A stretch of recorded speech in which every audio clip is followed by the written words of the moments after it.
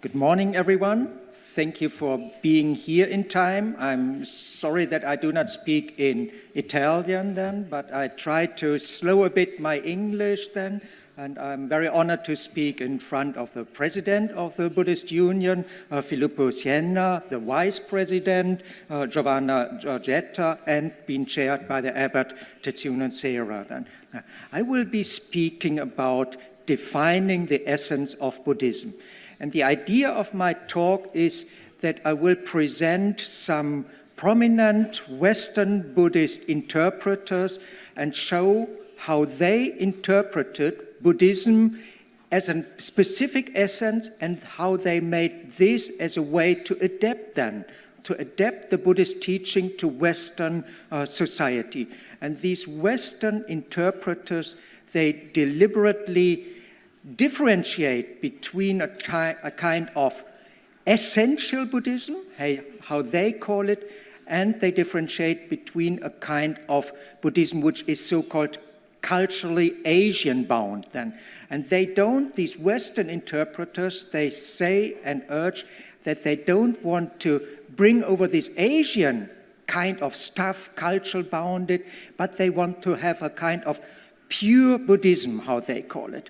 So I will develop this argument and show what this definition of the essence of a religion, what does it entail and what implications we have from this. As you all know in this circle, among us, that Buddhism in Europe is more than a century in this European part then. In the early beginnings, in the late 19th, early 20th century, it had been primarily educated people, educated urban people who brought Buddhism via text from the Pali Canon, and they stressed the cognitive, the thinking aspects. So they presented primarily texts, lectures, published journals and things like this then. So this was the start. A tremendous change was coming about since the 1960s. The 60s brought two changes then. On the one hand, there was, additionally to reception of the Pali Canon of Southern Buddhism, now Buddhism from Japan and later from Tibet came into Europe then, and we have this fine form of Buddhism, and there had been not anymore this focus on discussion, on reading, on cognitive elements. Now, since the 60s and 70s, meditation became popular. So meditation in circles, in weekends, meditation teachers from Japan, later Tibetan lamas who had been flown from Tibet to northern India, they came to Europe, had been invited to Europe, and they came here to teach among the different pupils. And we have a third point. Since the 1980s, numerous refugees and immigrants from Asian countries with majority Buddhist population, they came from these countries to European countries, earlier on to North America, later on to Australia, and like this. So we have nowadays in Europe, in other countries, but I'm speaking on Europe, we have numerous population of Buddhists from Asia, so we have more than 100,000, 400,000, 300,000 Buddhists from Vietnam. We have many from Thailand, from Burma, from Tibet, from Japan, and from other countries then. Now, so we have a multitude of different aspects and traditions of Buddhism in Europe then. And my argument is that we can try to categorize and try to understand this multitude then. And I would do a differentiation between the lines of reception. So what is the point of authority then? Now, and I would guess that within this large spectrum of Buddhist traditions in Europe, the overwhelming majority of Buddhist centers and monasteries more or less closely followed the teachings and practices of specific Buddhist groups and lineages. We thus have, for example, numerous centers and monasteries of the International Zen Association in the tradition of Deshimaru Roshi, the important Soto Zen teacher. We have, for example, the Tibetan Gelugpa and the Karma-Kachi centers then, and referring back to the lamas in northern India, in Tibet. And we have the many cultural Buddhist forms as brought from Vietnam, from Thailand, or from Laos. Now, while within these broad lineages, in broad traditions, there are certainly adaptations and innovations, then importantly, the point of reference is backed and is bound to authority of lineage. And this lineage is often placed in India, in Tibet, in Japan, and other countries then. We have a second line of authority, which is of Buddhists who tried to form a Western Buddhism, who tried to form an essential Buddhism, and who do not lean on a specific tradition. So they argue that they want to get not free, but they want to keep the cultural bondage of Asian Buddhism back in Asia and import only the essential form of Buddhism then. And I will argue that these interpreters argue for an essential Buddhism, that they do not align to a specific group, but that they advocate to define the very essence or nature of Buddhism. This essence or substance of Buddhist teachings would surpass the evolved cultural peculiarities of Buddhist teachings and would enable to legitimate and to constitute new Buddhist forms in the Western, in the European countries, and specific resoundings then. In fact, this Buddhism would constitute a culturally undefiled Buddhism, which according to its proponents would be universal and timeless then in character. This definition of the very nature of Buddhism would enable Buddhists to adapt and appropriate Buddhist teachings and practices to the needs of the West without so-called Asian cultural baggage, as these interpreters hold. It would allow a genuine Western or European Buddhism. In the following, I will present the examples of three prominent Western Buddhist interpreters who strongly advocate the definition of the nature of Buddhism. And I argue that they argue to transform this Buddhism without accompanying Asian cultural baggage. I selected as examples of prominent Western Buddhist teachers the example of Lama Govinda, the very highly respected order founder, Buddhist monks then. He is an artist, he is a scholar then, and he had been traveling widely in Tibet then. Now, the second one I chose is the British Sangharakshita. He's the founder of the Friends of the Western Buddhist Order, a very dynamic group in Great Britain and now globally. And as third, I choose the contemporary Buddhist interpreter, that is Stephen Batchelor. Stephen Batchelor, a well-known author, meditation teacher, and advocate of a so-called secular Buddhism. Then, overall, my presentation argues that the definition of an essence is equal to the subjective composition of an essence. So it's a subjective way of defining what is the essence, what is not the essence. As this procedure entails three crucial principles, this procedure of defining an essence, the crucial principles are that of critique, of development, and of an ideal. And my lecture will be presenting the three interpreters, and then I go more to the analytical aspect and show what is this critique, this development and ideal, and I will close with a brief conclusion. So let me come to the first part then. And I'm presenting briefly these interpreters and then show how they defined the essence of Buddhism. Lama Govinda, born as Ernst Lothar Hoffmann in 1898 in Germany, became a Buddhist with the age of 18 years.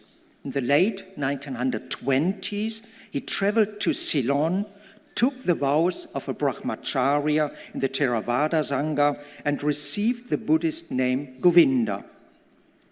Coming to Darjeeling in North India in the early 1930s, Govinda met the Tibetan master Tomo Geshe Rinpoche, who became, and this Tomo Geshe Rinpoche became the master, the guru of Govinda. Under the guidance of this high-ranking Gelug master, Govinda started to study the teachings of the Mahayana and of the Vajrayana vehicle Buddhism and received significant initiations in the Gelugpa tradition. In the following years, Govinda also became initiated in the Karmakachyapa, the Sakyapa, and the Nyingmapa, thus receiving initiations of the 4 main Tibetan Buddhist lineages. At the behest of Tomo Geshe Rinpoche in 1933, Govinda founded the new order Arya Maitreya Mandala. On purpose of this order, now this does not follow a specific lineage or Buddhist traditions. Rather, the order aims for an understanding of the entire Buddhist tradition.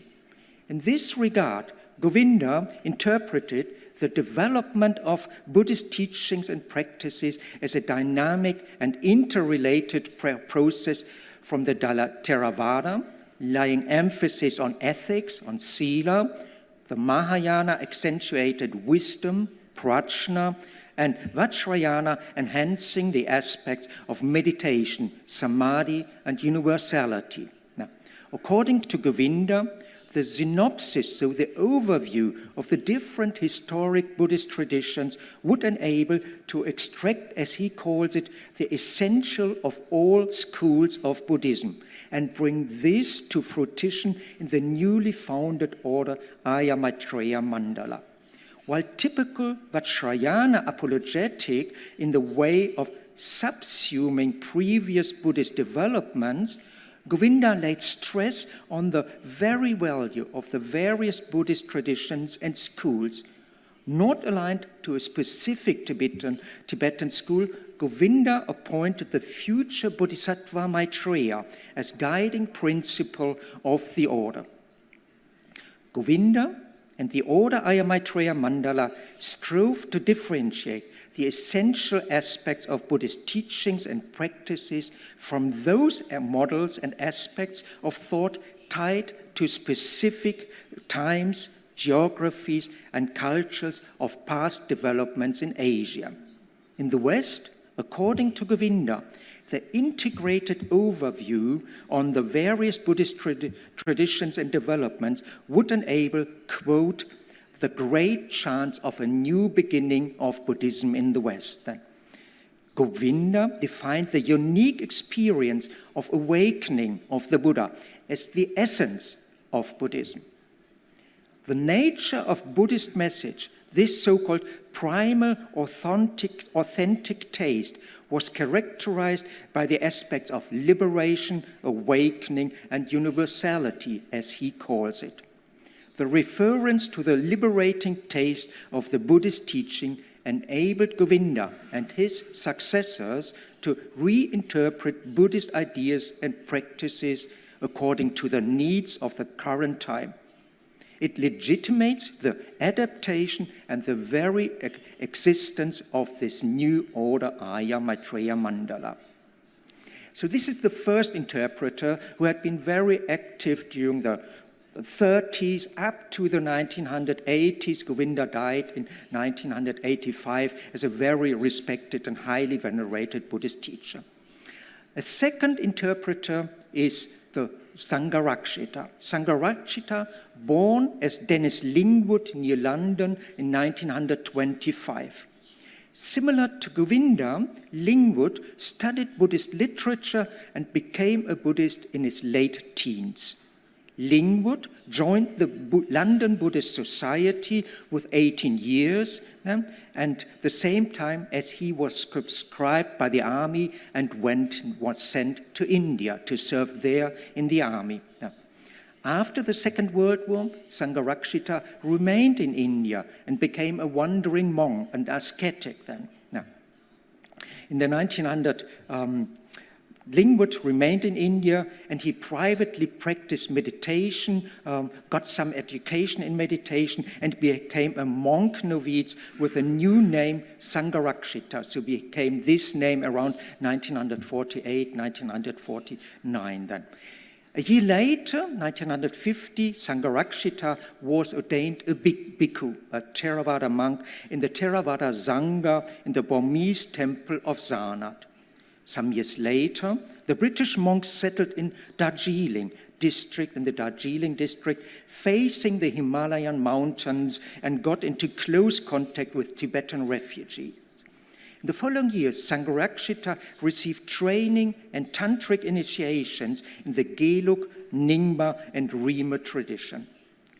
After more than 20 years in India, Sangharakshita moved back to England with the intention to found a new Buddhist order.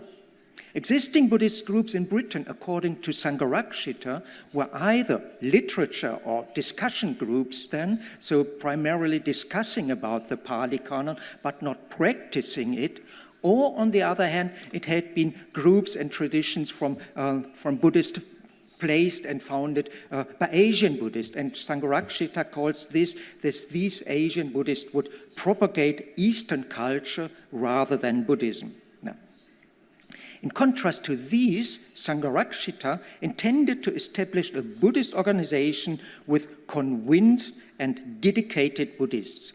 In 1967, he founded the Friends of the Western Buddhist Order, which in the words of Sangharakshita, quote, is a Western spiritual movement.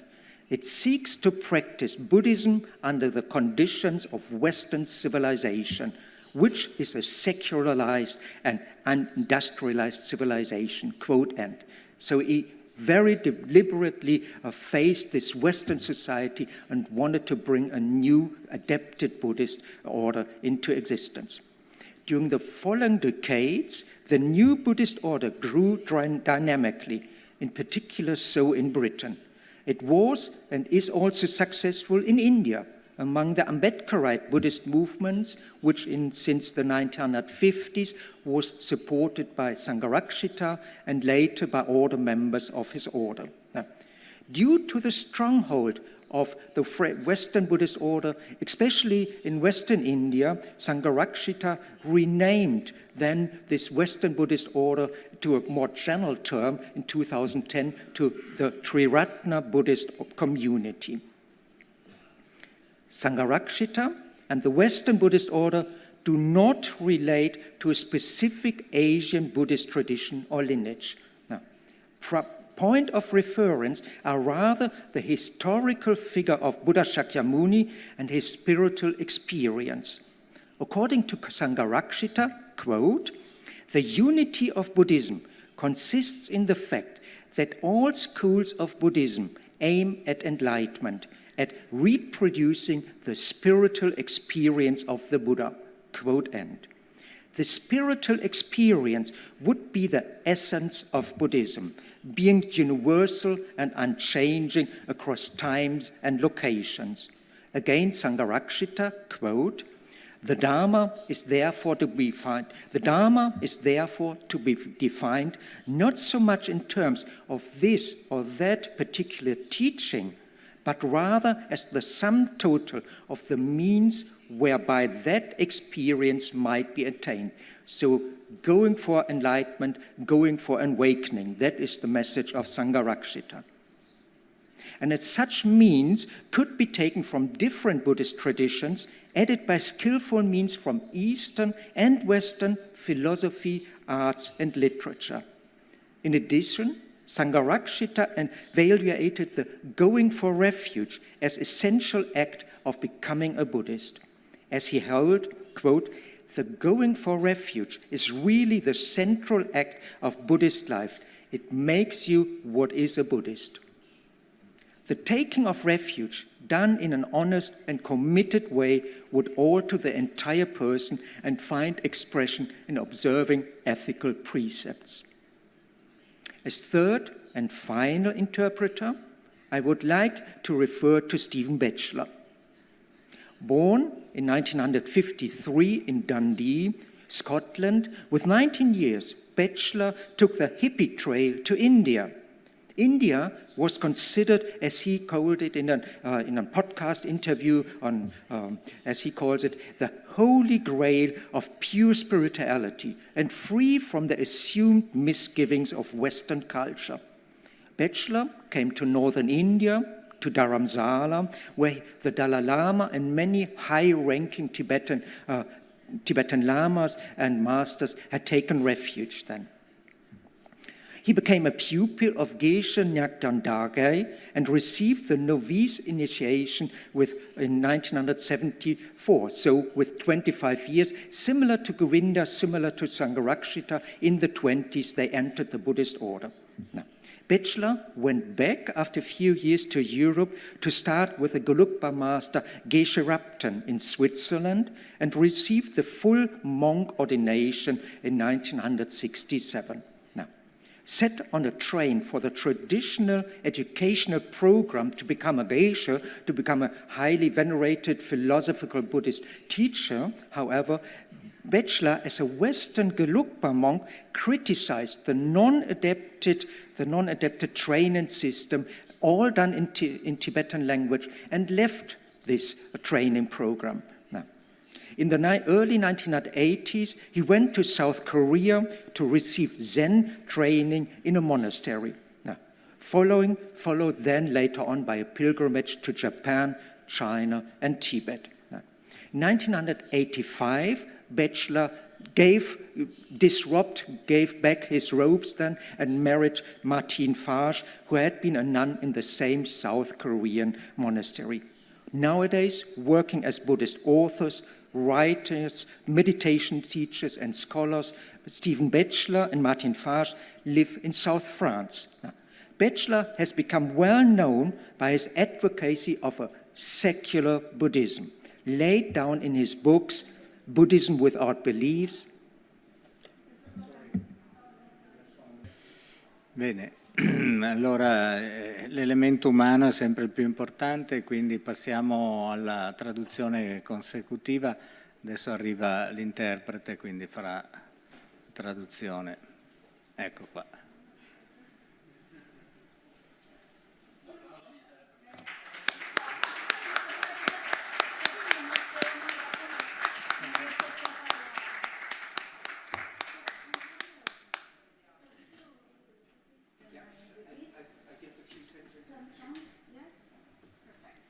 So thank you for welcoming our translator then, and we'll do it similarly. I give a few sentences and she kindly will translate these, and so we head on. And I haven't prepared a talk for 1 hour or for 45 minutes. I did prepare a shorter talk, so this somehow, this dukkha can be overcome, and we get on in the time plan.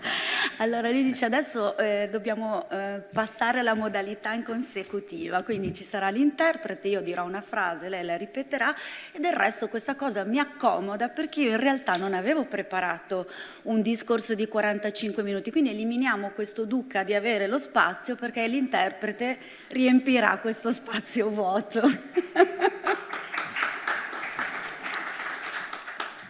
So coming to the understanding of Batchelor, Batchelor's understanding of Buddhism is not allowed to a specific Buddhist tradition and lineage. Rather, he argues to surpassing Buddhist developments and to go back to the very beginning. Quindi la comprensione del buddismo di Batchelor non è allineata a un lignaggio specifico, una tradizione buddista specifica, piuttosto lui, la sua tesi è quella di sorpassare gli sviluppi storici del buddismo e tornare agli inizi. The very beginning is, according to Batchelor, the awakening experience of the ascetic Siddhartha Gautama. Prime reference point to Batchelor's presentation of Buddhist teachings are the experience of awakening and the Buddha's first discourse delivered in the Deer Park in Sarnath. Quindi l'inizio qual è? È l'esperienza del risveglio dell'ascetico Siddhartha Gautama e i primi punti di riferimento della presentazione di Batchelor degli insegnamenti buddisti sono l'esperienza del risveglio e il primo discorso del Buddha fatto a Deer Park a Sarnath. Batchelor importantly interprets the first discourse as a course of action. The four ennobling truths would require to act it upon, which means, in the words of Batchelor, quote, understanding anguish, letting go of its origin, realizing its cessation, and cultivating the path, quote end. Quindi l'importanza dell'interpretazione di Batchelor del primo discorso è che lui lo interpreta come una rotta, cioè una rotta per andare ad agire. Quindi le 4 nobili verità richiedono un'azione e, nelle parole di Batchelor, e cito, comprendere l'angoscia, lasciare andare le sue origini, realizzare la sua cessazione e coltivare il sentiero. He calls this Dharma practice then, so this acting out then, and the 4 ennobling truths as challenges to act. Questa la chiama pratica del Dharma e le 4 nobili verità come sfide ad agire. However, according to Batchelor, in the course of time, the teachings of the Buddha became institutionalized as religion.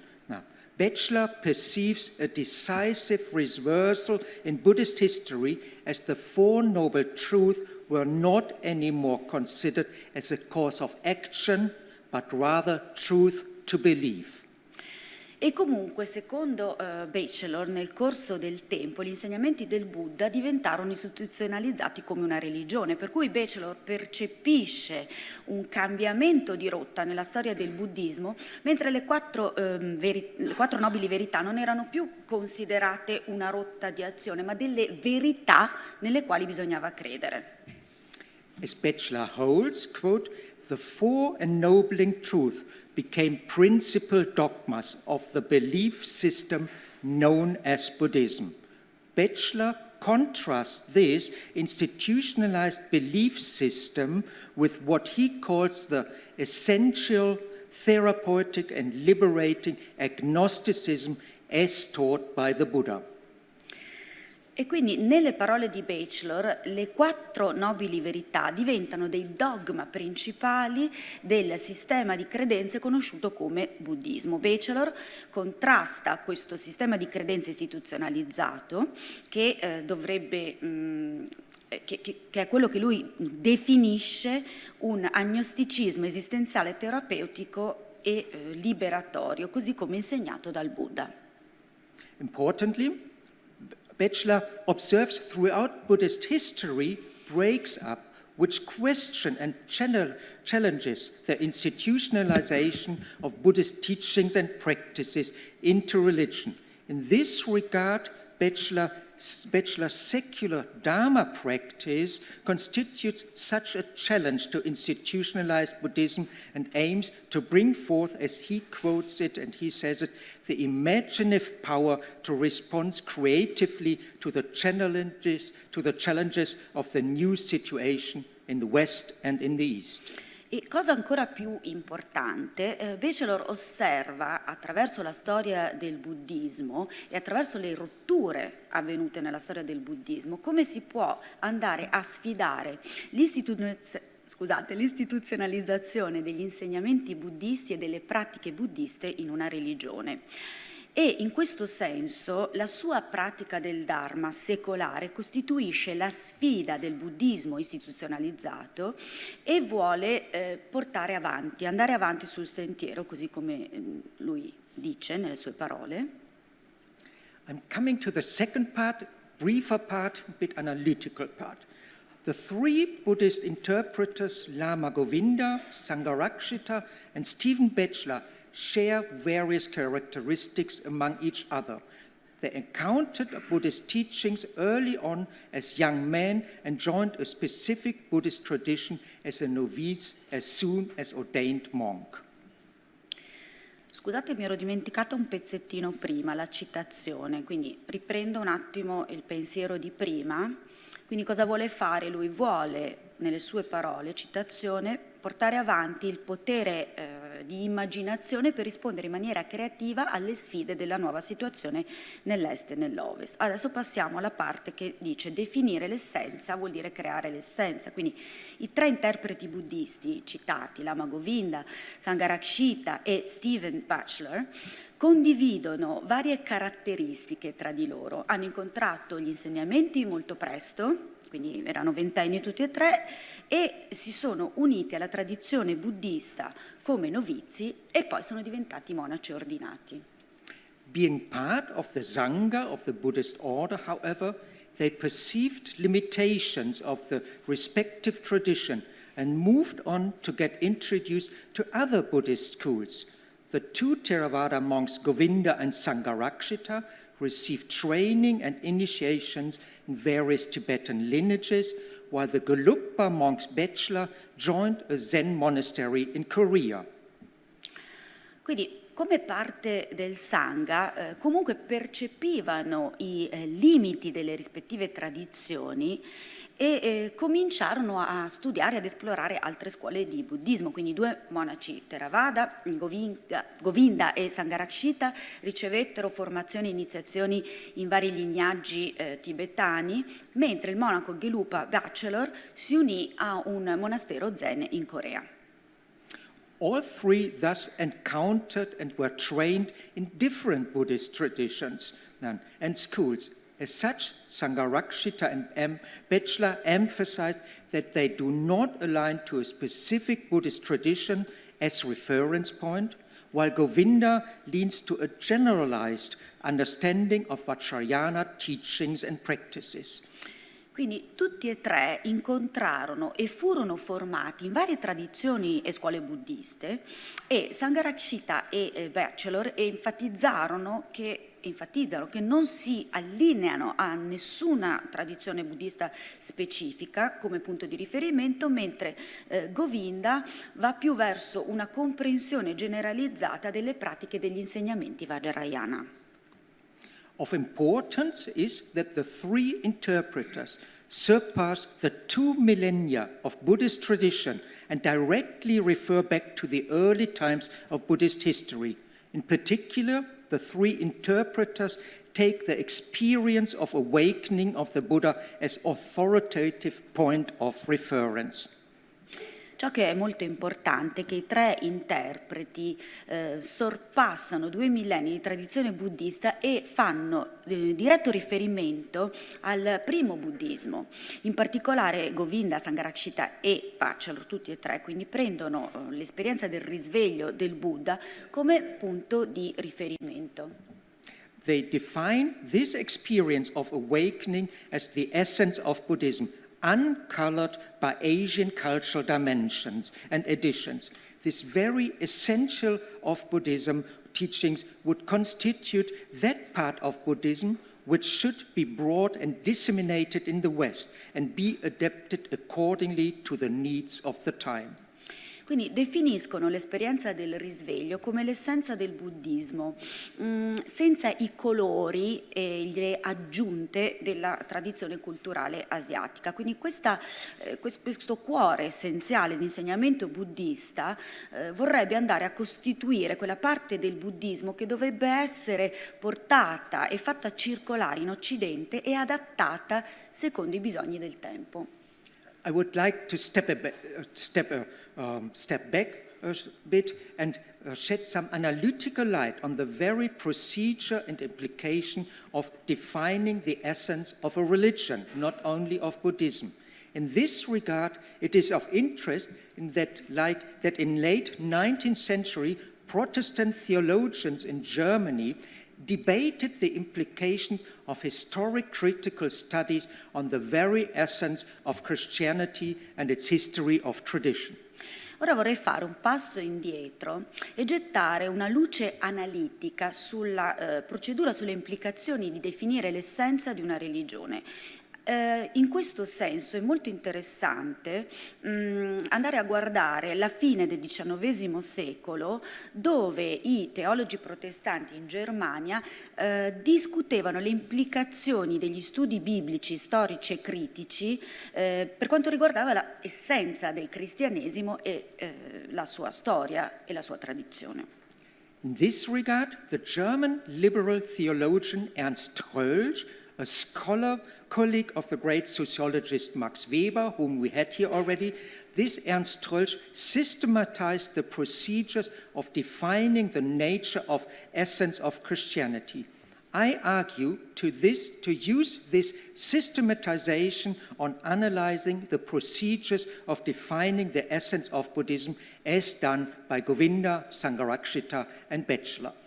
Quindi il teologo liberale tedesco Ernst Troeltsch, un accademico, collega tra l'altro del grande sociologo Max Weber che abbiamo già citato nelle giornate precedenti, aveva sistematizzato le procedure del definire la natura dell'essenza del cristianesimo. Quindi la mia tesi è di utilizzare questa sistematizzazione sull'analizzare le procedure tese a definire l'essenza del buddismo, così come fatto da Govinda, Sangharakshita e Batchelor. Troeltsch holds that three crucial principles are entailed in essence-defining processes: that of criticism, that of development, and that of an ideal. Now, first, the principle of criticism prominently states which aspects are not considered essential or characteristic of a religion. Quindi, secondo Troeltsch, ci sono tre principi chiave che sono proprio compresi nell'essenza del definire dei processi: la critica, lo sviluppo e l'ideale. Allora, per prima cosa, il principio della critica dichiara in maniera prominente quali aspetti non sono considerati essenziali o caratteristiche di una religione. For example, in this regard, Govinda differentiates between culturally colored elements of Buddhism and those uncolored and essential. Likewise, Batchelor strongly criticizes ideas of karma and rebirth as doctrines of a so-called belief system. In questo contesto, Govinda differenziò tra gli elementi di colore culturale del buddismo e quelli senza colore e essenziali. And Sangharakshita, in the way of saying what is not Buddhism or not essential Buddhism, he says that many Buddhist forms in Europe would rather propagate Eastern culture rather than the Buddhism. The principle of criticism enables these and many other Buddhist interpreters to differentiate which parts of Buddhist teachings and practices are appreciated as essential and which are considered as influenced by Asian culture and processes of institution building. Riprendo che avevo dimenticato un pezzettino. Quindi, allo stesso modo, Batchelor critica fermamente idee di karma e rinascita come dottrine di un sistema di credenze. E Sangharakshita critica molte forme di buddismo come, e cito, che vogliono propagare la cultura orientale piuttosto che il buddismo. Quindi il principio della critica permette a questi interpreti del buddismo occidentale e molti altri di differenziare quali parti degli insegnamenti buddisti e quali pratiche sono intese come essenziali e quali invece sono considerate come influenzate dalla cultura asiatica e dai processi istituzionali. Second, the principle of development refers to the idea of a continuing evolution of the very essence. Rather than being fixed and completed, the essence would be considered by its interpreters as a germinative principle, as a productive power with living flexibility. Secondo principio, il principio dello sviluppo, che si riferisce all'idea di un'evoluzione continua della vera essenza, quindi piuttosto che essere fissa e completa, l'essenza sarebbe considerata dai suoi interpreti come un principio che sta germogliando un potere produttivo che ha una vita, che ha una flessibilità. With regard to this developmental principle, both Govinda and Batchelor argue that phases of solidification, dogmatization, and stagnation within the history of Buddhist traditions were overcome by innovative and creative break-up. Now, this developmental principle would also enable to express afresh the essential teachings and practices in the West. Quindi in questo senso sia Govinda che Batchelor esprimono una tesi che fasi di solidificazione, dogmatizzazione e stagnazione nella storia delle tradizioni buddiste siano state superate proprio da momenti di rottura creativi e innovativi. Questi principi di sviluppo, questo principio, dello sviluppo, quindi permette di esprimere in maniera molto fresca l'essenzialità degli insegnamenti buddisti e le pratiche in Occidente. Such renewed expression would be, as in the case of Sangharakshita and the Triratna movement, the emphasis on going for refuge and commitment, and in the case of Batchelor, the prominence of an actively practiced Dharma coupled with the essential liberation of Gnosticism. These would constitute adaptations in the very individualistic and secularized context of Western societies. Quindi queste espressioni così rinnovate sarebbero, come nel caso di Sangharakshita e il movimento Triratna, porrebbero l'enfasi sul prendere rifugio, sull'impegno, e nel caso di Batchelor invece l'importanza di un Dharma attivo, praticato in maniera attiva, che si accompagna a un agnosticismo esistenziale liberatorio. Questi costituirebbero proprio un adattamento alle società occidentali individualistiche e secolari. Third and finally, defining the essence of Buddhism shapes this essence to constitute an ideal. Now, in the case of Govinda, Sangharakshita and Batchelor, the ideal is the experience of awakening, and is this very Buddhist ideal practitioners strive to attain.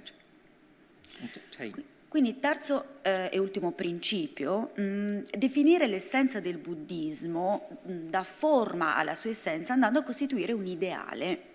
Nel caso di Govinda, Sangharakshita e Batchelor, l'ideale è l'esperienza del risveglio ed è proprio questo ideale buddista che i praticanti vogliono raggiungere. In this regard, Govinda and Sangharakshita founded new Buddhist orders which provided structure of community, mutual support and joint learning and practice. Batchelor emphasizes the role of critical individual and joint social engagement, coupled with friendship and compassion, which would lay the ground for striving to attain the ideal of awakening. Quindi in questo senso Govinda e Sangharakshita fondarono nuovi ordini buddisti che offrivano strutture comunitarie, supporto reciproco e apprendimento condiviso e pratica. E Batchelor va a enfatizzare il ruolo dell'impegno individuale e sociale insieme all'amicizia e alla compassione che getterebbero le basi per aspirare ad ottenere l'ideale del risveglio. Overall, as Ernst Troeltsch critically remarks, defining the essence of a religion includes the subjective construction and creation of this very essence. This subjectivity is defined by the interpreter's selection and evaluation process, and it is this definition which legitimates the specific lines of reconstructing a religion's continuity from its time of origin to the present. Quindi in generale, come nota anche Ernst Troeltsch, Definire l'essenza di una religione include la costruzione e creazione soggettiva della sua vera essenza. Questa soggettività è definita dalla selezione dell'interprete e dal suo processo di valutazione e questa definizione va proprio a legittimare le linee specifiche lungo le quali si va a ricostruire la continuità di una religione dal tempo di inizio, quindi dalla sua origine, fino al presente. I'm coming to the conclusion, so I skip a bit then. I'm wrapping up for the conclusion. To sum up, the presentation started with broadly differentiating two modes of orientation of Buddhist centers and monasteries in Europe, while a presumably large majority of centers and sanghas more or less closely follow the teachings and practices of a specific school and lineage in Asia, we also find Buddhist centers and orders which strive to overcome a too close following of a specific tradition. Quindi salto una parte, vado subito alle conclusioni, quindi per riassumere la presentazione è iniziata con un'ampia differenziazione di due modalità di orientamento di centri e monasteri buddisti in Europa, quindi mentre una grande maggioranza dei centri e dei sangha seguono più o meno rigidamente gli insegnamenti e le pratiche di specifiche scuole buddiste e lignaggi in Asia proprio come punto di autorità, troviamo anche centri buddisti e ordini che tendono invece a superare il seguire rigidamente una tradizione specifica. This latter, which strive to overcome a too close following, then they argue for a differentiation between culturally bound expressions of Buddhist teachings and practices and culturally unbound, so to say, essential aspects of Buddhism. Only these essential aspects should be transplanted to the West and adapted to the needs of the individualized and often sacralized context of Western societies. Quindi in questi ultimi centri, quelli che non vogliono seguire nessuna tradizione specifica, la loro tesi qual è? Quella di andare a differenziare tra espressioni legate alla cultura, quindi espressioni degli insegnamenti buddisti legate alla cultura, e pratiche che invece non hanno legami culturali proprio per arrivare agli aspetti essenziali del buddismo e solo questi aspetti essenziali dovrebbero essere trasposti in Occidente e adattati ai bisogni di contesti secolari e individualisti che spesso sono le società occidentali. I illustrated this definition of the essence of Buddhism by examples of Lama Govinda, Sangharakshita, and Stephen Batchelor and their respective interpretations. From this very definition of the Buddhist essence, Govinda legitimated the founding of the order Arya Maitreya Mandala and Sangharakshita the founding of the Western Buddhist order, while Batchelor advocates a secular Buddhist approach and Dharma practice. Quindi ho illustrato questa definizione dell'essenza del buddismo con gli esempi di Lama Govinda, Sangharakshita e Stephen Batchelor e le loro interpretazioni. Da questa definizione dell'essenza buddista, Govinda ha legittimato la fondazione del suo ordine, Arya Maitreya Mandala, e Sangharakshita lo stabilire un ordine buddista occidentale, mentre Batchelor sostiene un approccio più secolare alla pratica del Dharma. The reference to the experience of awakening of the historic Buddha as essence of Buddhism served them as means to criticizing various historic and contemporary developments of Buddhist traditions. Also, it enabled them to reconstruct the developmental history of stagnation and fresh break-up of Buddhist traditions, as well as defining the Buddhist ideal to strive for in contemporary times. Quindi il riferimento all'esperienza del risveglio del Buddha storico come essenza del buddismo è servito a tutti e tre come mezzo di criticare vari sviluppi storici e contemporanei della tradizione buddista. Ha anche permesso di ricostruire una storia dello sviluppo, della stagnazione e del momento di rottura della tradizione buddista, andando a definire anche l'ideale buddista proprio per arrivare a un qualcosa che potesse servire alla contemporaneità. However, the definition of the essence of Buddhism certainly is not confined to the 20th and 21st century. Throughout the history of Buddhism, numerous proponents declared what they held as essential of Buddhist teachings and practices and which parts are negligible. E comunque la definizione dell'essenza del buddismo certamente non è confinata al XX secolo o all'inizio del XXI. Attraverso la storia del buddismo vari esponenti hanno dichiarato ciò che intendevano come essenziale negli insegnamenti buddisti e nelle pratiche e ciò che invece poteva essere tralasciato. Early on, Mahayana Buddhists around the turn of the time praised the Bodhisattva ideal as essential teachings now ripe for proclamation. And in mid-13th century, Nichiren Daishonin declared that the Lotus Sutra would include the original and only true teachings of the Buddha. I primi buddisti Mahayana all'inizio del secolo cominciavano veramente a lodare l'ideale di Bodhisattva come insegnamento essenziale che era ormai maturo per essere proclamato. E all'inizio nella parte mediana del XIII secolo, Nichiren Daishonin dichiarò che il Sutra del Loto avrebbe incluso, sarebbe stato quello che includeva gli insegnamenti originali e veridici degli Buddha. These and numerous further historic and contemporary Buddhist interpreters did not only suggest a specific definition of the essence of Buddhist teachings and practices, they also employed the definition to legitimize their specific new interpretations and give validity to the appropriation of the Dharma to the current times. Quindi questi ed altri interpreti buddisti contemporanei sono numerosi, non soltanto suggerirono una definizione specifica dell'essenza degli insegnamenti e delle pratiche buddiste, ma anche impiegarono questa definizione per legittimare la loro nuova interpretazione specifica e dare validità all'appropriarsi del Dharma da parte delle correnti del tempo. So, to conclude, not only in 20th century these three interpreters defined the essence of Buddhism, but the whole history of Buddhism can be viewed as a history of defining the very essential of Buddhism, and from this constituting new adaptations and new appropriations to the very time. Thank you for your attention.